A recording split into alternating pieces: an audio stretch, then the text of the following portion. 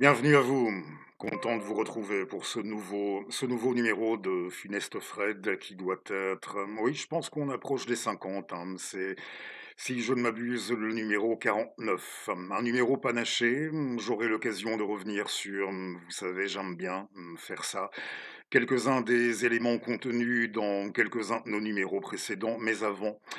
Je tenais et je me demande bien, hein, qui encore une fois, qui je suis en guise de ciron. Je ne dirais pas ciron écrivaillon, hein, risquant d'emprunter la dénomination d'un homologue sur cette plateforme qui, au demeurant, ne risque pas d'être informé de mon existence, mais peu importe. Alors nous ne dirons pas écrivaillon, nous dirons ciron, non pas ciron écrivaillon, mais ciron scribouillard venu de sa, pardonnez-moi, de sa putain de fin de siècle. Qui je suis bien pour rendre hommage, moi, à de pareils gaillards, mais nous venons d'apprendre la disparition à l'âge de 99 ans du résistant, du camarade Léon Landini. Alors, Léon Landini, j'avais son livre, un livre qu'il avait publié dans la décade avant celle-ci aux éditions Delga. Vous allez voir la couverture dans quelques instants. Et ce livre avait pour titre Réponse, c'était Réponse à Michel Onfray, le titre de l'article inaugural, mais il s'agissait, comme c'était présenté, comme c'était dit, en sous-titre d'un recueil d'articles. Ça s'appelait plus exactement Réponse à Michel Onfray et autres textes sur la résistance et l'engagement.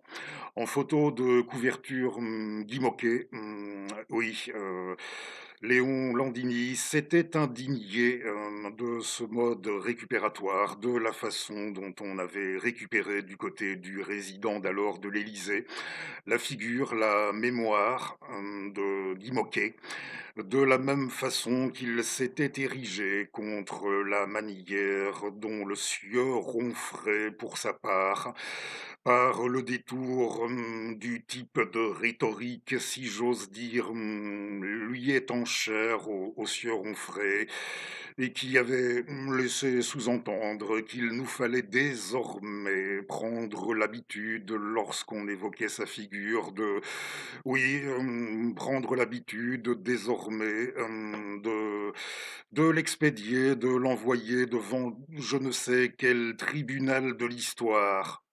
Ce jeune homme de 17 ans, qui avait cru, entre autres, en un progrès social pour sa patrie et pour le monde, pour l'humanité.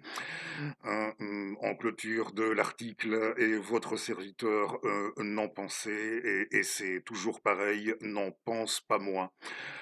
À l'adresse du sieur Onfray, vous n'êtes qu'un salaud, disait le camarade Landini. Nous, humblement, nous tenions à le saluer, et je tenais aussi, bien sûr, à présenter mes plus sincères condoléances auprès de sa famille et de ses proches. Pardonnez-moi si ce n'est pas encore terriblement rétabli de ce côté-là, mais oui, j'ai mis plus de 15 jours à me remettre de cette crise violente dont je vous avais parlé, hein, mais peu importe. Revenons à notre ami.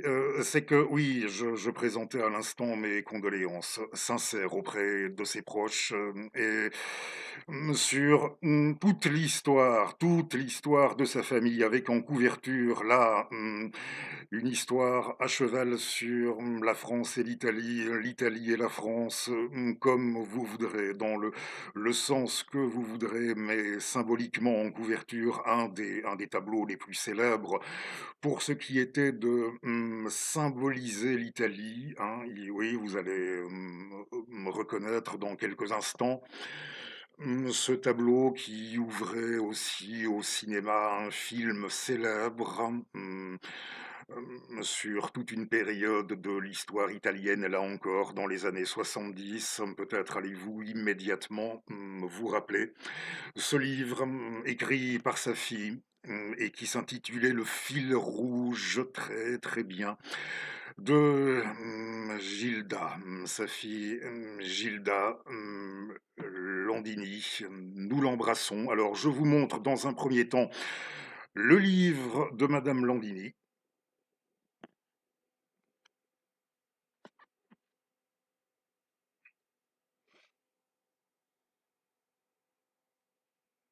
Vous aurez reconnu hein, ce tableau, ce tableau qui est un des plus célèbres. Hein, je mets les références en partie description, comme je le fais pour les références de tous les bouquins, de tout ce dont il sera question aujourd'hui, comme pour chaque numéro. Alors, voici le réponse à Michel Onfray.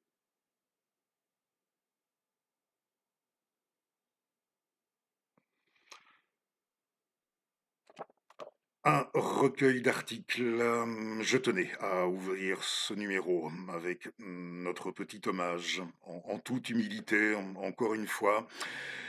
Le camarade Landini, hein, oui, par rapport à l'emploi par moi du terme camarade, je vous renvoie à ce que je disais par rapport à votre serviteur en ouverture de ce numéro, encore une fois, mais quelque chose me dit que dans l'absolu, il aurait préféré qu'on l'appelle, oui, qu'on l'appelât de la sorte, hein, plutôt que Monsieur Landini, qui, en somme, nous a quittés à un moment d'équinoxe, à l'arrivée de l'automne, raison pour laquelle, mais pour tout vous avouer, j'avais déjà établi mon choix de vous lire ce poème comme j'aime bien le faire. Pas nécessairement chaque année, mais en cette période de l'année. Mais je pense que ça ira bien aussi. Et j'aurai l'occasion encore de saluer le camarade Landini d'une autre manière avant la fin de ce numéro. L'automne d'Alphonse de Lamartine, ça faisait partie de ses méditations poétiques, le livre qui fut la révélation de Lamartine en tant que poète dans l'Hexagone en 1820, alors l'automne. Salut, salut, bois couronné d'un zeste de verdure, feuillage jaunissant sur les gazons épars. Salut, dernier beau jour, le deuil de la nature convient à la douleur et plaît à mes regards. Je suis d'un pas rêveur le sentier solitaire. J'aime à revoir encore pour la dernière fois ce soleil pâlissant dont la faible lumière perce à peine à mes pieds l'obscurité des bois. Oui, dans ces jours d'automne où la nature expire, à ses regards voilés je trouve plus d'attrait. C'est l'adieu d'un ami, c'est le dernier sourire des lèvres que la mort va fermer pour jamais. Ainsi, prêt à quitter l'horizon de la vie, pleurant de mes longs jours l'espoir évanoui, je me retourne encore et d'un regard d'envie je contemple ces biens dont je n'ai pas joui. Terre, soleil, vallon, belle et douce nature, je vous dois une larme au bord de mon tombeau. L'air est si parfumé, la lumière est si pure. À ces regards d'un mourant, le soleil est si beau. Je voudrais maintenant vider jusqu'à la lie ce calice mêlé de nectar et de fiel. Au fond de cette coupe où je buvais la vie, peut-être restait-il une goutte de miel. Peut-être l'avenir me gardait-il encore un retour de bonheur dont l'espoir est perdu. Peut-être, dans la foule, une âme que j'ignore aurait compris mon âme et m'aurait répondu. La fleur tombe en livrant ses parfums aux zéphyrs. À la vie, au soleil, ce sont là ses adieux. Moi, je meurs, et mon âme, au moment qu'elle expire, s'exhale comme un son triste et mélodieux.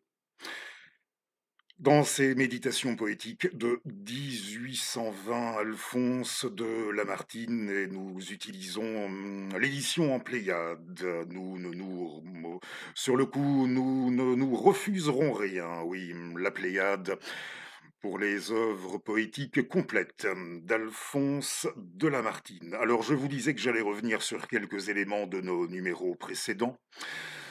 Je vais vous montrer quelques CD audio aussi. Vous savez ça également, j'aime bien faire de temps en temps dans mes numéros, dans l'hypothèse déjà où où ce serait une découverte pour vous, notre funeste Fred. Je me dis que j'ai l'habitude de procéder en jouant un peu et ça fait un bon moment. Avec des retours assez divers, je dois dire, mais dans ma vie socio-professionnelle, ça fait un bon moment que j'ai adopté en m'efforçant de m'adapter à chaque fois au contexte, hein, mais de procéder un peu à la manière d'un musicien, en modulant, en recourant aussi à toute une série de combinaisons et de variations rendues possibles, ne serait-ce qu'autour de nos thématiques. Et justement, il peut y avoir un numéro de Funeste Fred consacré à un seul auteur, comme ça a été le cas il n'y a pas très longtemps, il y a 15 jours, je pense, et nous allons y revenir un peu. À Bob, à Robert Ervin Howard, oui, ce fut son cas il y a 15 jours, à Howard, un numéro entier peut-être consacré, comme c'était son cas, à un auteur ou à un seul auteur ou à un seul ouvrage, comme vous pourrez avoir au sein d'un numéro. Tout d'abord, la présentation d'un livre sous forme synthétique abordant un peu tous les aspects de l'ouvrage, séquence qui sera suivie par la présentation d'un livre où là, nous insisterons sur le parcours, la vie de notre auteur, parce que, oui, pour cette raison-là, mais il pourrait y en avoir d'autres, parce que, mettons, le contenu de l'ouvrage, nous l'aurons estimé déjà assez célèbre, déjà assez connu, pour ne pas dire tarte à la crème comme ça. Alors, on aura eu recours plutôt à, oui, à l'aspect évocation, à l'aspect biographique, le cas échéant anecdotique autour de notre auteur et pour le livre, qui viendrait ensuite, eh bien, peut-être que là, on aborderait l'ouvrage, uniquement par rapport à certaines thématiques précises, comme on l'a rarement fait, au sujet du livre en question et cetera. Pour vous donner un petit aperçu de notre manière de procéder, nos combinaisons, nos variations, en somme, hein. Je procède comme ça et dans notre numéro précédent, nous avions ouvert une fois de plus notre modeste abécédaire de lecture pour nous intéresser. Oui, on s'était penché quelques minutes sur la question des rapports entre conviction et art, et dans la foulée, art et littérature. Je vous avais rapporté, comme je l'avais dit, différents sons de cloche à ce sujet. Je vous avais dit où je me situais, plus ou moins. Oui, sur le plan, ne serait-ce que sur un plan purement sentimental, on dira ça dans l'ensemble, ou je me situe sur un plan, plus sentimental comme, sur un plan, dans l'ensemble, hein, plus sentimental et plus objectif aussi. J'avais essayé de vous donner une idée, de la sorte dans notre numéro de la semaine dernière, et ça m'amène à penser que oui, ça je ne l'avais pas dit, ne voulant pas alourdir la fois dernière, mais c'est vrai. J'ai pu, remarquer que lorsque je me suis lancé, si j'ose dire, sur cette plateforme, certains ont pu avoir le sentiment que j'allais me faire comme j'ai pu me tromper, mais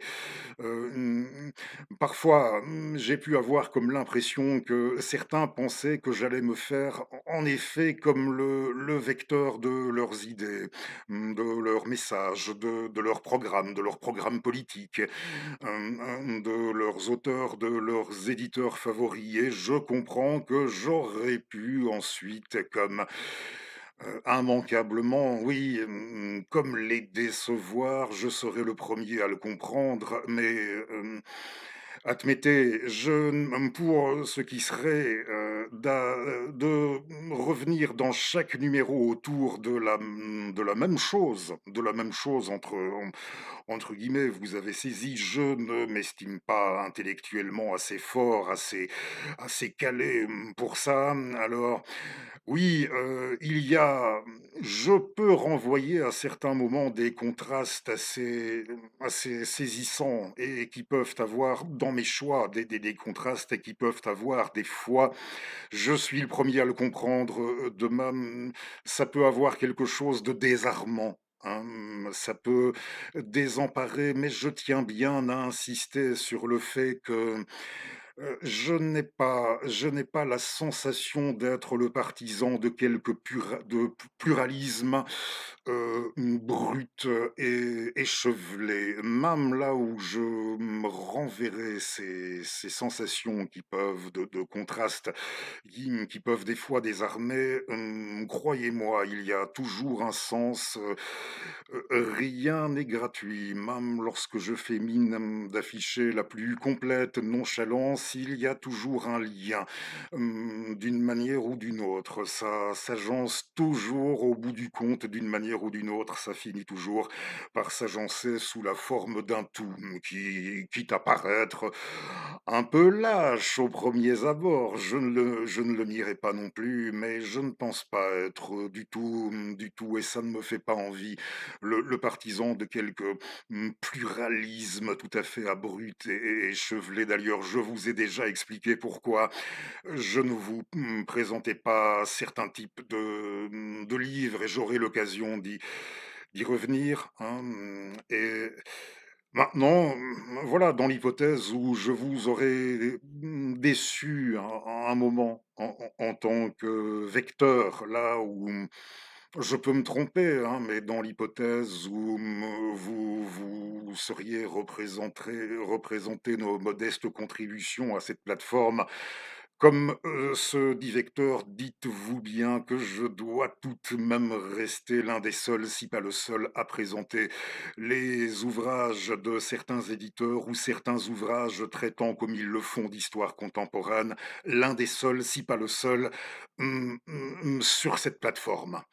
Hein, et maintenant, dans l'hypothèse où ce n'est pas pour ça que je cesserai de le faire, hein, de présenter ces livres-là, et moins encore pour cette raison que j'arrêterai de venir sur YouTube, certainement pas. Mais dans l'hypothèse, si franchement vous estimez que, oui, je voulais dire, présenter ce type d'ouvrage, hein, oui, des livres qui ont fort peu de recensions sur le plan médiatique, aussi bien dans la presse écrite que sur la toile, et partant, et encore moins sur ce cher YouTube, sans avoir, ça je ne l'avais pas précisé, présenter les 10 bouquins sans afficher, sans avoir d'emblèmes, d'étendards, d'étiquettes. Voilà, sans avoir d'emblème aucun, sans revendiquer d'emblème aucun, sans en afficher et dans l'hypothèse où, vous en seriez, oui, si vous estimez que tout compte fait, ce serait mieux que ça ne devrait pas exister dans le fond, des gens comme ça, des gens comme moi, à faire ce type de présentation, sans être affiché, hein. Si vous estimez que, ça ne de tout compte fait, ça ne devrait pas exister, hein, il ne faut pas hésiter à me le faire savoir. C'est pas pour ça que j'arrêterai, mais je vous lirai avec attention et dans l'absolu, ce sera si vraiment c'est ce que vous pensez, hein, il ne faut pas hésiter à me le faire savoir. Voilà, le premier retour que je tenais à faire par rapport à un de nos numéros précédents, sur ça. Alors, on va faire une petite pause poétique, oui, encore une poésie.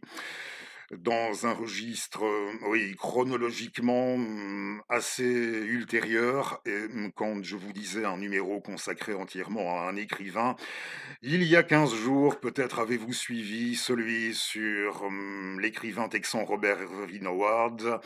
Eh bien, pourquoi pas vous lire un autre. Ils ne sont pas très connus, ces poèmes, hein. Je vous disais, c'est tiré d'un recueil, traduit dans notre langue et déjà sa poésie souffre. Ça va s'entendre d'ailleurs dans quelques instants, mais je vais tout de même, j'aimerais bien, oui, sincèrement, vous faire lecture du texte, fut-il traduit, en vérité bien remarquable qui va suivre, Niflheim de Robert Irvin Howard, mais sa poésie assurément souffre assez de sa traduction française, même si le traducteur à l'époque, François Truchot, avait vraiment fait, je crois, tout ce qui était en son pouvoir, mais ça n'aura pas la même résonance, hein, la même puissance à l'oral que dans la langue d'origine, encore une fois. Alors oui, c'est dans ce recueil Chant de guerre et de mort, qui avait été édité à la fin des années 1980 chez un éditeur qui,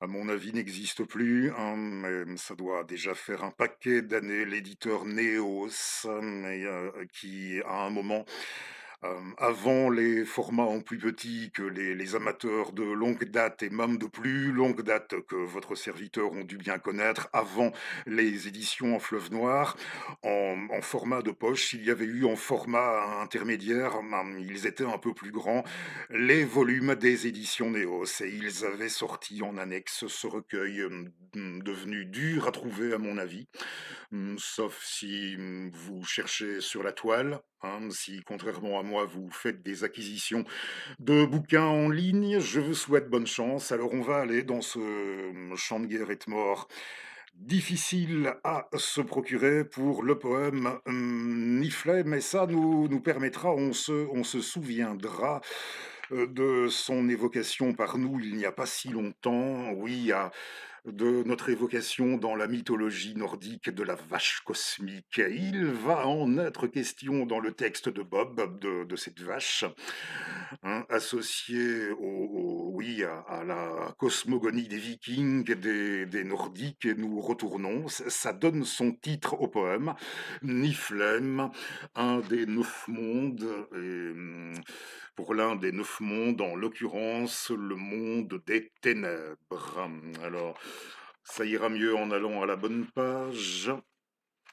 Niflheim.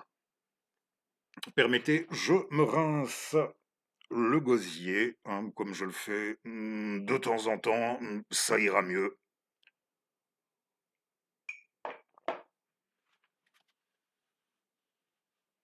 Voilà, pardonnez-moi encore, j'attaque Robert Irvin Howard, Sinistre. Sinistre région de la mort, quelle monstrueuse vision se cache au sein de la forteresse glacée de tes collines. Tes flancs sont blanchis et ils ne fondent jamais. Leurs lames de glace sont enfoncées dans le cœur de Midgard. Elles ont connu des aubes mystérieuses et immémoriales. Lorsque, dans la grisaille d'un vide sans soleil, Odumla brisa le gel maussade et aperçut les buris aux yeux étranges naître à la vie.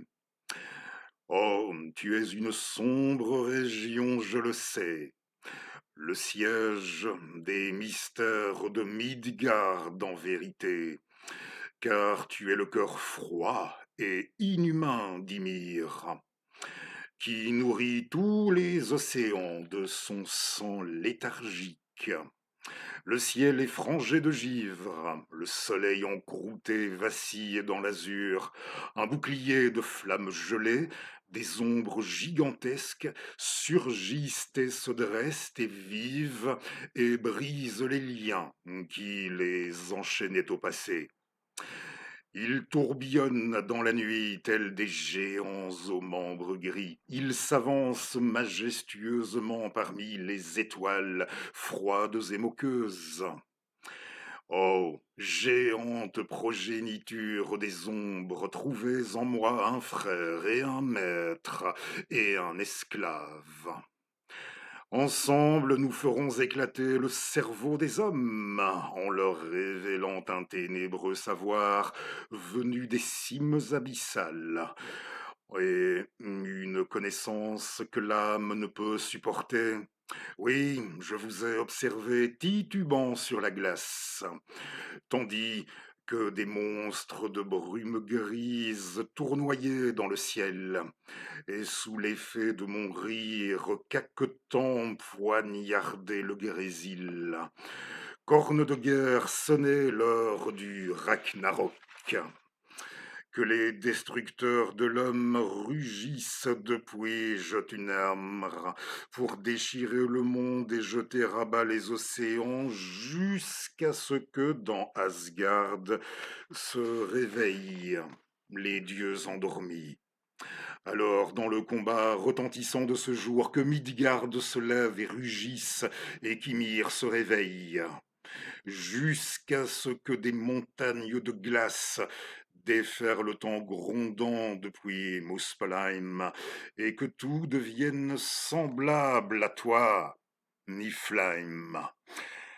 Robert Erwin Howard, oui, Niflheim, le monde, oui, l'un des 9 mondes qui renvoie à la mythologie nordique, immanquablement nous renvoyons pour sa part sur le plan des sources, des écrits, à l'Edda poétique. Et oui, j'avais fait mon petit farceur dans le numéro précédent. Je m'étais déjà, il me semble, en tout cas, j'avais essayé pour ce qui était de m'amender et en partie description et en commentaire. Je l'avais mis 2 fois plutôt qu'une, mais en guise de bouquin, d'illustration, de couverture, c'était le seul dont il n'avait pas été question dans notre numéro précédent. J'avais mis en enluminure, en effet, le tome 1 de ce qui fut l'un des premiers essais, ce qui avait été on va voir ça comme ça, l'un des premiers essais d'adaptation de Wagner en bande dessinée au début des années 80 du siècle dernier. Il va sans dire, sous la houlette de l'éditeur d'Argo et des auteurs. Pour les textes, Nouma Sadoul, et pour le dessin, France Renoncé. 4 volumes, il s'agissait, vous l'aurez deviné aisément, 4 volumes d'une transposition, d'une adaptation de la tétralogie. Alors il y avait 4 tomes. L'Or du Rhin, celui qui était en enlu chez nous, la Valkyrie Siegfried et Le Crépuscule des dieux, tous édités entre 1982 et 1984. Même qu'une fois, figurez-vous, oui, je vous l'avais dit aussi, mon anecdote croustillante que j'aurais là-dessus à vous rapporter, eh bien, on y va pour ça. Je n'avais pas même 12 ans, hein, oui, dites-vous bien. Et un jour après l'école, j'étais remonté en ville le chercher chez le libraire. Je l'avais repéré la fois d'avant et j'étais allé avec oui, j'avais assemblé mon argent de poche et j'étais allé faire l'acquisition. C'était l'époque où, oui, certains trouveront ça peut-être précoce. J'écoutais surtout, pour être honnête, les pages orchestrales que Wagner lui-même avait faites à l'adresse du grand public, conscient qu'il était que tout le monde n'aurait pas nécessairement envie de passer 4 ou 5 heures d'affilée à l'opéra ou même, voilà, que ce ne serait pas nécessairement donné à tout le monde l'endurance. À l'époque, il n'y avait pas de CD. Si on voulait écouter la musique, il fallait se rendre au concert, se rendre à l'opéra. Et oui, tout le monde n'aurait certainement pas l'endurance de se taper plusieurs soirées de représentation de plusieurs heures chacune. Richard, il s'était dit ça, le maître, à un moment donné, car c'était aussi, oui, on dit dit qu'il était piètre en tant qu'homme d'affaires, mais en tout cas, pour ça, c'était déjà très habile sur le plan du marketing, de nous vendre des pages orchestrales pour le découvrir, pour l'apprécier dans un premier temps, comme je l'avais fait Hem, ayant l'âge, que j'ai dit. Bon, la musique ne concerne que les oui, le problème, voyez-vous, c'est que la musique ne concerne que les oreilles, mais quand il s'agit d'un oui, quand on passe aux yeux et qu'il s'agit encore bien d'une BD, qu'il y a des images et comme, j'avais coutume de laisser assez traîner à des endroits, plutôt voyants, à la maison les derniers livres dont j'avais fait l'acquisition. Ma chère maman avait feuilleté les premières pages et ah là là, alors là, ben oui, Albéric, hein, l'exhibition d'Albéric avec les filles du Rhin. Au début, je ne sais pas si c'est vraiment nécessaire de vous faire un dessin, c'est que dans la BD, on l'avait carrément, représenté, oui, c'était on je me souviens que mes parents s'étaient exclamés, et je l'avais retenu, c'était pas tombé dans l'oreille d'un sourd, complètement pornographique. Oui, l'artiste avait représenté la scène de manière, on va dire, complètement pornographique. Alors avec le petit jeu d'Albéric, hein, je ne vais pas tout de même vous faire un pardon, bah, pas, voilà, un dessin, mais on l'avait reporté immédiatement chez le marchand, hein. Le bouquin, oui, pas question, voilà, mon père qui m'accompagnait au magasin: «Auriez-vous un autre livre? Celui-ci ne convient pas à mon fils». Et ce qui est marrant, c'est que je me souviens que j'étais, rentré à la place avec un de ces bouquins de voilà, si, vous avez à peu près mon âge, ça vous dira peut-être quelque chose. Un de ces bouquins de la collection Travelling ou Traveling, oui, à destination du jeune public, un truc qui oui, ça s'appelait, ce roman s'appelait «La quête au coquelicot» et c'était très drôle parce que c'était une histoire agencé autour de la symbolique du saint Graal. Il y avait toute une symbolique autour, du passage à là-dedans, autour du passage à l'âge adulte, pour n'en dire plus. Donc d'une certaine manière, sans le faire exprès, mais sans visuel et c'était ça le plus important, nous étions malgré tout, on était retombés sur quelque chose et on se contentera de dire ça. On n'ira pas oui, pas davantage. On n'ira pas plus loin. On était tout de même retombé sans le faire exprès sur quelque chose de dans l'ascendance médiévale, hein, nordico-médiévale, je ne sais, oui, nordico. Alors ça voilà, alors ça valait quoi, cette 1re adaptation en français, en bande dessinée des opéras de Richard?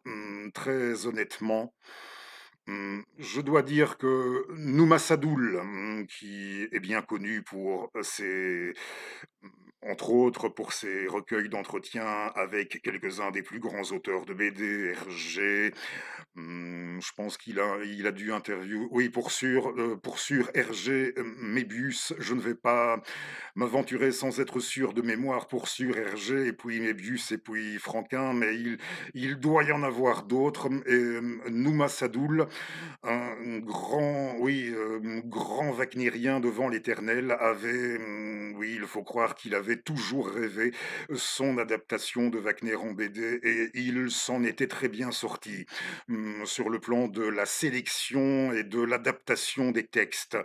En ce qui concerne le dessin, écoutez, je n'ai pas envie je ne prononcerai aucun jugement sur son travail, d'autant que j'ai pu comprendre qu'après ça, elle se serait retirée du monde de la bande dessinée, elle n'aurait plus rien à notre connaissance, elle n'aurait plus rien sorti, plus rien n'aurait été édité, à son nom. J'espère qu'elle va bien. France renoncée, Je pense qu'elle avait essayé de faire quelque chose. Ça devait être plutôt dans la mouvance de l'époque 70-80, de la même manière, décalé, comprenez, hein, Patrice Chéreau. Vous n'allez pas me dire, qu'il oui, que s sa mise en scène, du moins, à l'époque et dans un premier temps, n'avait pas été jugée, au moins par certains, décalée. Eh bien, même chose pour le dessin de notre amie, hein. Elle avait tenté quelque chose d'assez décalé dans la façon de peindre, de représenter notamment les dieux. Ils ont des profils un peu étonnants, un peu inattendue, et elle avait procédé plutôt sous forme de broderie, de tapisserie. Le rendu était assez joli des fois, ceci dit, mais je n'ai jamais réussi à prononcer un un jugement d'ensemble sur son travail, et c'est peut-être aussi l'une des je n'ai pas le souvenir que ça ait, à proprement parler, cartonné, hein, cette BD à l'époque. Je ne pense pas. Ça n'a pas dû, remporter un énorme succès. C'était déjà des oui, j'avais collecté, j'avais rassemblé. J'avais dû rassembler assez bien mon argent de poche, ces volumes en neuf, pour l'époque déjà n'étaient pas franchement donnés. Je n'ai pas le souvenir que ça ait cartonné, on pourrait y revenir un de ces jours, hein, plus d'une fois j'ai songé à essayer maintenant que j'ai l'âge, maintenant que je peux bien, plus d'une fois j'ai songé à essayer de les rassembler, mais étant donné que, je me rends de moins en moins, j'ai oui, pour ce qui est de prospecter du côté des bouquinistes et des bouquinistes BD de la capitale. Je n'y vais pour ainsi dire plus jamais, mais un de ces jours, peut-être, hein, on pourrait refaire un numéro si j'arrive, d'une manière ou d'une autre à les rassembler. On pourrait faire un numéro autour de cette tétralogie, BD. C'est une idée. Encore une fois, bonne chasse si de votre côté vous y mettez, que ce soit en bouquinerie ou sur la toile, si, vous n'avez éprouvé aussi oui, si intéressé vous l'avez fait, si vous les avez obtenus et sans grand mal.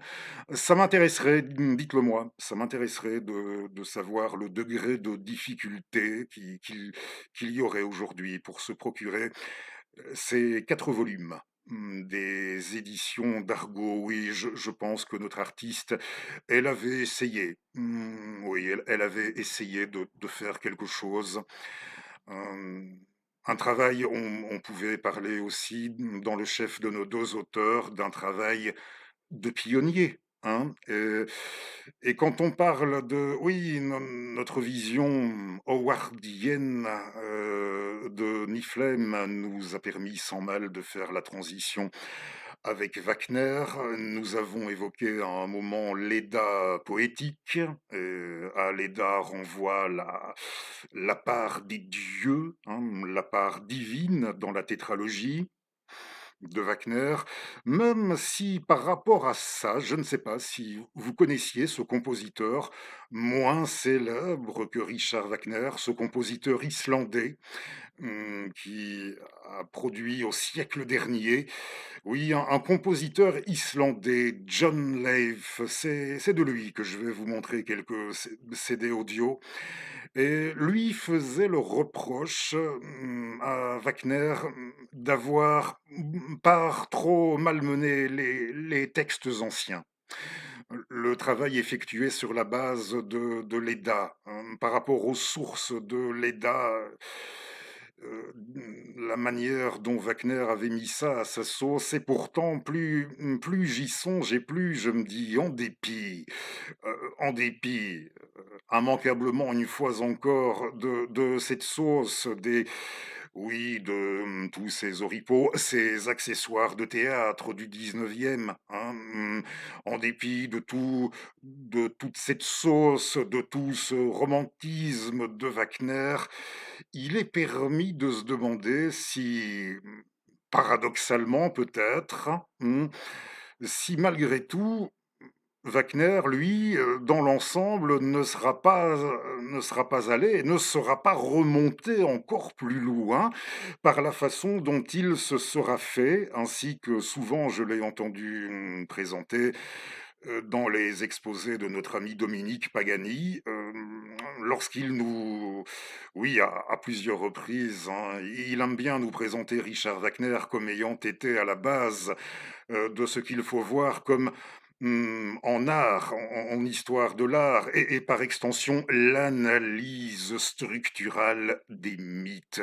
Oui, des mythes et là, dès lors, il est permis de se demander si oui, paradoxalement, dans l'ensemble, le taf wagnérien ne sera pas remonté, encore plus loin, en dépit, des critiques qu'on peut, dans son champ à lui, parfaitement comprendre, hein, de notre compositeur islandais, de John Leif, qui lui aimait vraiment les sources, originelles, les sources de son Islande natale.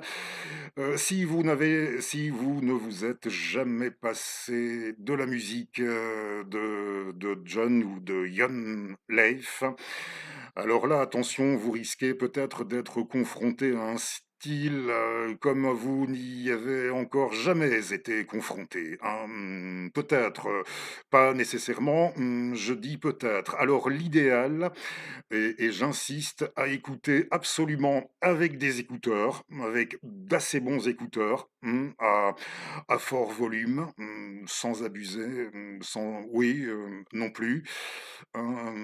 Oui, gare à les acouphènes et consorts, ça, pardonne pas, mais voilà, sans abuser, avec de bons écouteurs et en ayant soin de vous il ne faut rien faire d'autre que l'écouter, cette musique, hein, sans rien faire d'autre, surtout au début, quand on débute, en ne faisant rien d'autre que vous concentrer et vous concentrer, surtout une fois encore, si, pas l'habitude de ce type de registre musical, en vous concentrant le mieux possible sur la mixture, sur, pardon, la texture sonore, le traitement des sons et en définitive le traitement des instruments, l'instrumentation,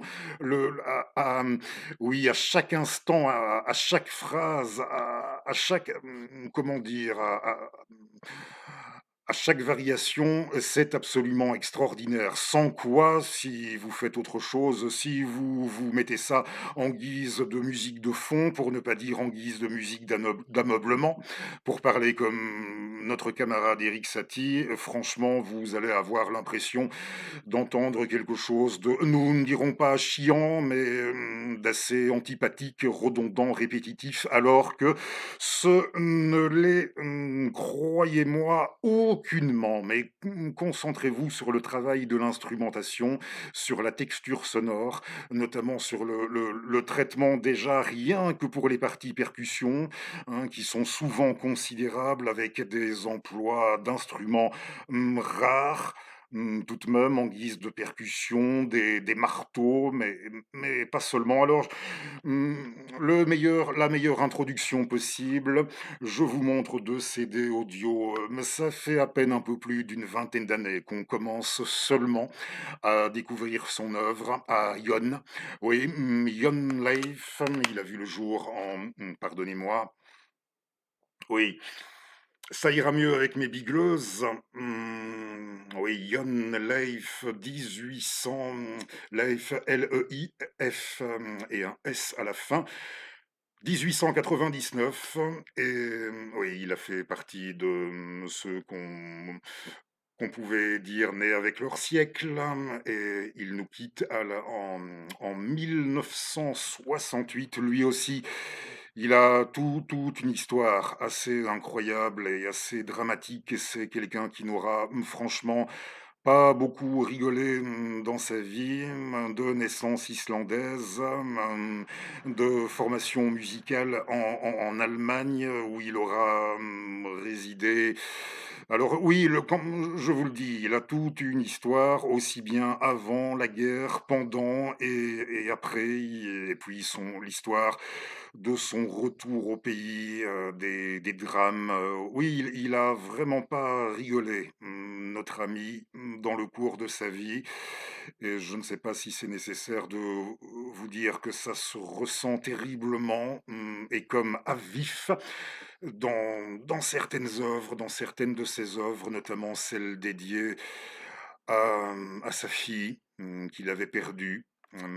Ça s'appelle Consolation. Je ne sais pas si c'est sur un des 2 albums, que vous allez voir. Non, non, mais vous pouvez, trouver facilement ce morceau, Consolation, si tant est que l'on se remet jamais dans la vie de ce genre de choses. Je pense bien que c'est ça qu'il entendait nous dire, et c'est ça qu'on comprend surtout à l'audition du morceau. Et oui, et il gagnait sa vie les derniers temps, un des compositeurs les plus originaux de son temps. Il gagnait sa vie en taffant comme gardien de parc public. Voilà. Je ne pense pas que son job consistait à vous gronder quand vous laissiez tomber un papier par terre. Peut-être pas ou pas. Je ne dis pas que c'était forcément ça en priorité qu'il faisait, mais en gros, oui, il travaillait à la surveillance d'un parc naturel en Islande. Jon Leif. Alors le premier des deux que je vous montre, ce sont allez, osons le terme, des compiles, qui nous le présente par conséquent, des compiles sous différents aspects.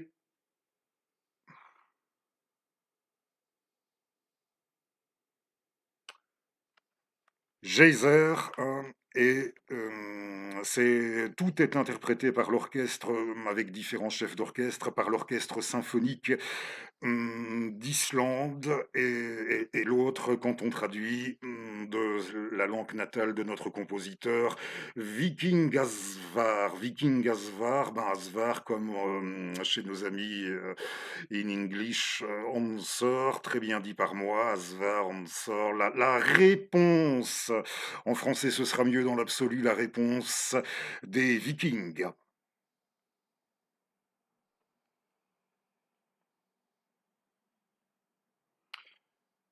2 CD dont vous pourrez apprécier beaucoup mieux les pochettes en convoquant des moteurs de recherche qui ont été édités dans le courant de ces 20 dernières années par ce fabuleux label de musique classique, de musique savante et contemporaine, il faut dire plus précisément, le label scandinave BIS. Oui, découvrez, si dans l'hypothèse où jamais j'aurais réussi à vous donner envie, tout ça en sortant du poème de Robert Erwin Howard autour de Niflheim, et de notre retour aussi sur Wagner, avec l'évocation de notre bande dessinée. Nous sommes dans les temps, oui, et on va peut-être déborder quelque peu, mais ce n'est pas grave. Alors, nous sommes rendus en Islande. Nous sommes, oui, vaillamment, je ne sais pas, hein, mais pour sûr, aventurés du côté du monde nordique, de la mythologie. Et ici, l'histoire des peuples du Nord, par extension des peuples germaniques, est l'auteur de ce texte. Et là, oui, nous allons nous rendre peu de temps avant l'aube de notre ère, on comprenait avant le début de l'ère chrétienne, dans les toutes dernières, ça se passe dans les toutes dernières années, avant l'avènement de notre ère. Oui, vous comprendrez mieux oui, où ça se situe si je vous dis à l'époque d'Auguste, de l'empereur Auguste, régnant sur Rome, et des affrontements il va être question d'affrontements entre les légions romaines, s'il vous plaît, légions romaines et guerriers germains. Hmm, oui. Et je vous donne, peut-être allez-vous l'identifier.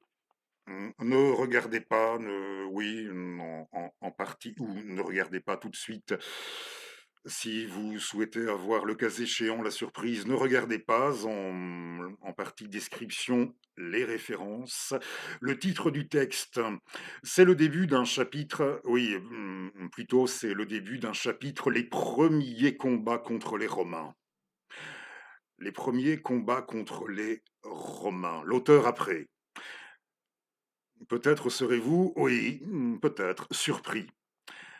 Depuis César, Germains et Romains s'affrontaient sur le Rhin. Depuis la soumission de la Rhétie, du Norique et de la Pannonie par Auguste, ils s'affrontaient sur le Danube. Cependant, en Gaule, la domination romaine s'était consolidée.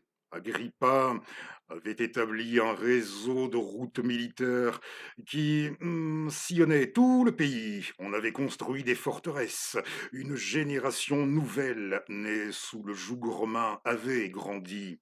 La Gaule, que les routes des Alpes construites sous Auguste avaient mise en liaison tout à fait directe avec l'Italie par le petit et le grand Saint-Bernard, pouvait servir de base pour conquérir la Germanie en partant du Rhin. Auguste confia cette tâche avec les 8 légions cantonnées au bord du Rhin à son beau-fils, ou son vrai fils Drusus.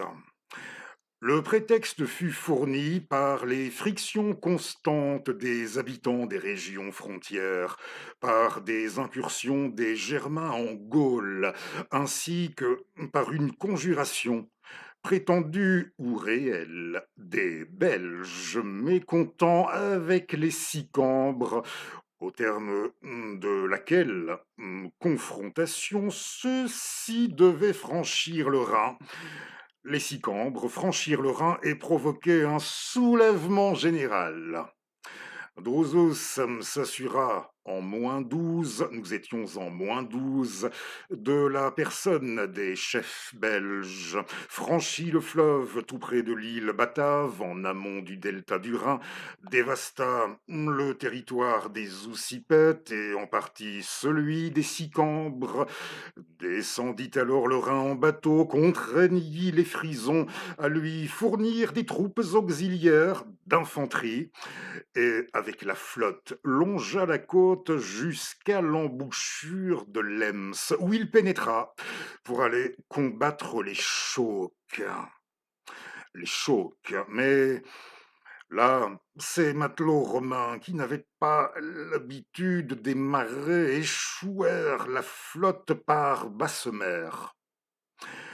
Ce n'est qu'avec l'aide des troupes alliées frisonnes, plus au fait de ces choses, qu'il put se remettre à flot, et il rentra.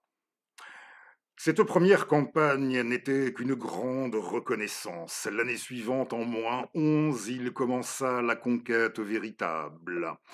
Il franchit à nouveau le Rhin en aval de l'embouchure de la Lippe, soumit les Oucipètes, établit dans la région, jeta un pont sur la Lippe et fit irruption sur le territoire des Sicambres qui étaient justement en guerre avec les chattes.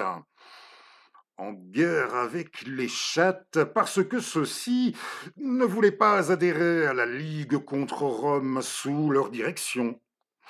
Il installa alors un camp fixe à l'Iso, au confluent de la Lippe et de l'Eliso, et, à l'approche de l'hiver, se retira à nouveau sur l'autre rive du Rhin.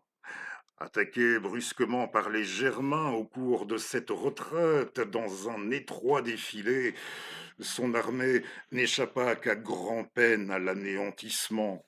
L'armée de Drusus n'échappa que grand-peine à l'anéantissement.